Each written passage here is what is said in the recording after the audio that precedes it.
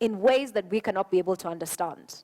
You are such an important and a crucial asset in this particular conversation, are such a critical factor in reference to how the economy... For every Kenyan that leaves to work abroad, all the worries, all the stress that they will encounter in case of any emergencies, whether it is maybe sudden travel, whether it is maybe a sudden stoppage of work, or even accidents, that right now a Kenyan company based in Kenya is able to offer. Tondu ino ni policy ikota guteithia aruti aya aitu magithie wira tondu tuonaga uria matura mariraga no ngwiciria mahinda ma gukira ni makinyite.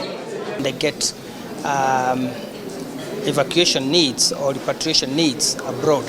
The challenges they get that when they get overstaying visa and they need to be repatriated, the challenges they get when they got medical emergencies. We'll be working, we'll be thinking of work and not of how to solve the problems abroad, because we are doing double jobs.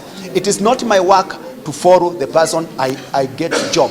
It is my work to get jobs, but not to protect that person. That person should be protected by another body, either insurance or the government.